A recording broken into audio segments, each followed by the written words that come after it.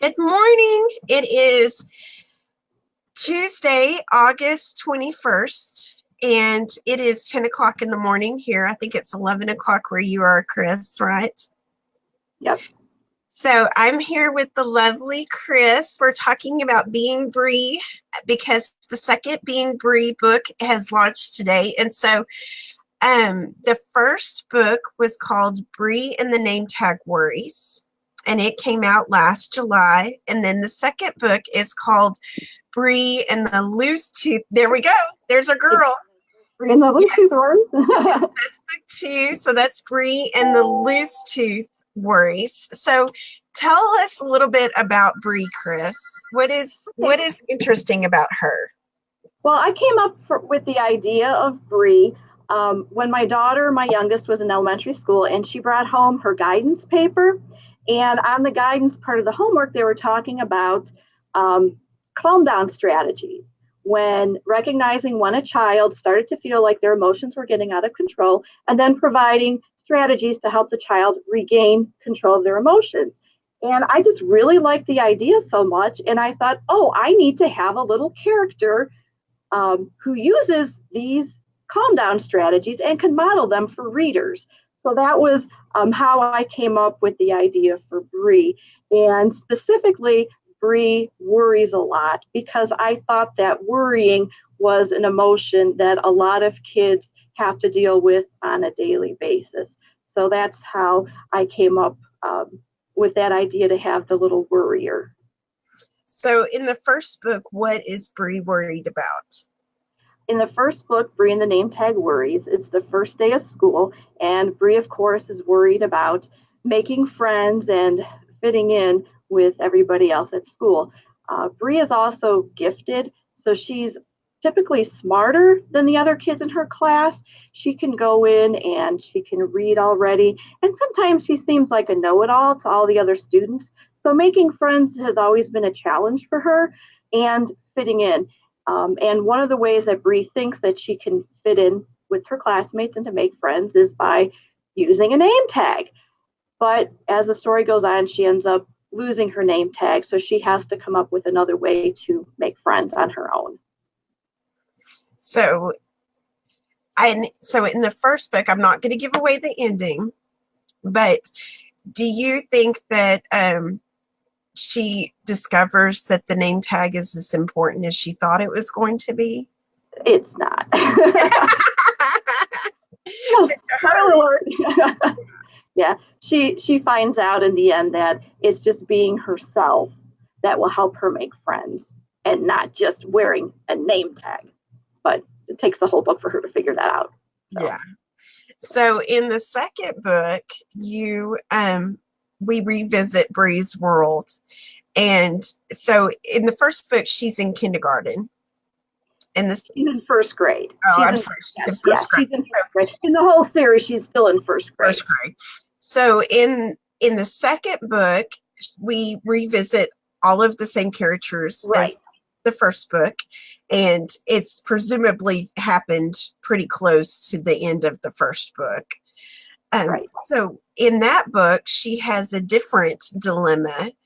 Right. So tell us about what happens in the second book. Okay, in Bree and the Loose Tooth Worries, Bree has a loose tooth. It's her first loose tooth. And of course, she's worried about it coming out and, what's going to happen. But she also has a little classmate who lost her tooth. And that classmate puts the tooth underneath the pillow, and the tooth fairy comes and she gets this ring. So the classmate decides, oh, I'm going to have this club called the Girls with Bling Club. So now Bree is all excited about being a part of this club. So she's like, okay, she comes to terms with actually losing her tooth. But then she ends up swallowing it. So she doesn't have anything to put underneath her pillow.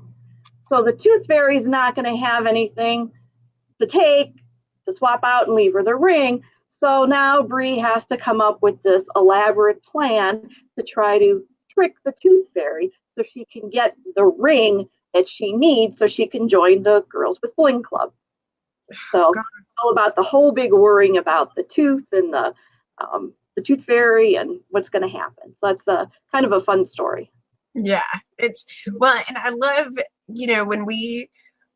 when my sons were that age, there was a particular teacher that was known as the Tooth Fairy in the first grade because she pulled all of the kids' teeth at one, time. So I'm glad.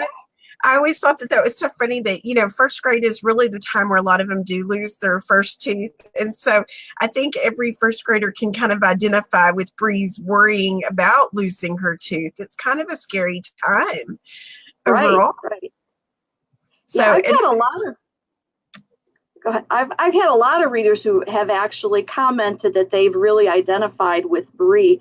I know after the first book came out, Bree and the Name Tag Worries, a reader's parent actually contacted me and said that she was waiting outside with her daughter for the bus on the first day of school, and the bus was running late.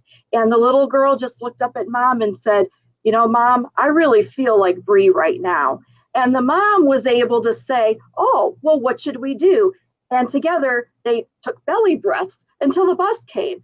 And that just made me feel so good that the story actually connected with the reader, because that's what I wanted to do, provide the readers strategies to help them overcome their worries. So I was really pleased with that. I think even adults can identify with having Bree moments. I do. Yeah. We all kind of over worry or stress over these little bitty things that really, in the grand scheme of things, don't make a huge difference. And we just kind of zone in on them. And, I think that Bree is such a great character for kids to see that they're not alone in their worries, and they're not alone in worrying about things like name tags or whether or not the Tooth Fairy is going to come give them money so they can buy the bling ring to be in the bling club, Right. And I also like the fact that in Bree there is many different characters that we can identify along the way, because we have Bree's friend that is not part of the bling club. And, right. I think we can identify that sometimes we have friends that aren't really part of the popular crowd, and are kind of our friends just because they want to be our friends. And then we have the people in our lives that are friends because we have something special, or we have especially like in school, we have the new set of tennis shoes that everybody wants, and so I think that it's really great that we set all of these universal themes throughout Bree that every kid can kind of identify. So this is book 1 and 2. So there is plans to do book 3. Correct. So what is the title of book 3? Book 3 is and the teddy bear word. And actually, I think that Lisa, that coincides with flu season, because in that book, Bree is the star student of the week, and it's her turn to bring home the class teddy bear. But it's also flu season. We have some little bit of worries and complications about actually bringing the bear home on time like she's supposed to, and actually doing the fun activities with the bear during this very challenging week when people seem to be getting sick with the flu. Yes. So that's a fun story as well. It is. Well, and I think that situations like this show us why Bree is gifted, in the gifted parts of her, because of her approach to different problems. Absolutely. And I think that while that's present in the first 2 books, I think that it really shines in book 3.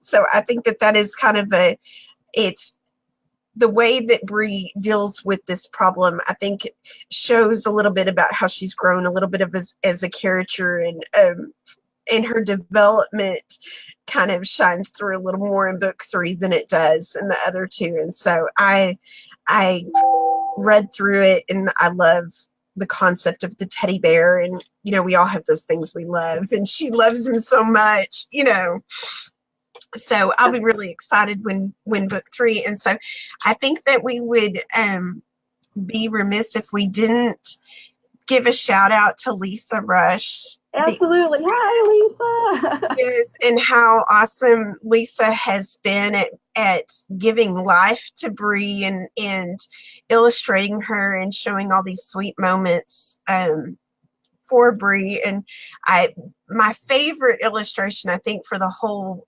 book is when Bree has the loose tooth and her cheek is like puckered out, and it's just such a cute, like, oh my gosh, she's so cute. Yeah, she is. I was trying to always pick my favorite illustrations to tell Lisa, like, oh, this is my favorite, this is my favorite. And I just had so many. Oh, yeah. I just love them all. And I remember the first time that I saw the first picture of Bree, and she had just captured Bree altogether. Like, I didn't really know in my head exactly what Bree would look like, but when I saw her, I'm like, yes, that is Bree. Yes. So she really captured her quirkiness and her sweetness all at the same time. So yes. Well, and I think she also excels really well at capturing Lauren, the head of the Bling Club. oh, yeah. You know, there's probably my second favorite spread out of the one where she has the loose tooth and her cheek is all puckered out is the one where Lauren has and it goes across two pages where she has her queen hat on and her queen robe coming out, and it's like Bree's imagination of what she looks like. And you know, we just kind of we've all had that girl in our life. And so the way that Lisa captured her, like in full queen mode, was really, you know, because I mean, looking back at first and second grade, I had that girl. You know, I remember having that girl in my life. And so to me, that was one of the spreads that she sent, and I was just like, oh my gosh. Like, she even has like her queen robe and her scepter and her little hand going out like, yes. Like, kiss my hand, peasant. Yep. You know? Yep. So, I love it. Yes. So Bree is available right now on the Clear Fork website. It's also available through Amazon and Barnes and Noble. And it's available in softcover and hardcover. So I guess we're so excited that we're launching Bree for the second time, and that she can go. And I think this is a really good book for emerging readers. It really is at a first grade reading level. So it's very appropriate for those kids that like I find it very comparable to like the Amelia Bedelia chapter books that are really popular right now, and the Fancy Nancy chapter books that have kind of been around. And so if your child is reading those books, Bree is an absolute great book for those kids. So, well, thanks so much for your time today, Chris. Thanks for having me. This was fun. Yeah. And we'll put this up on the website. And so if people have questions, feel free to post them and we'll comment back on them as we get time. Sounds good.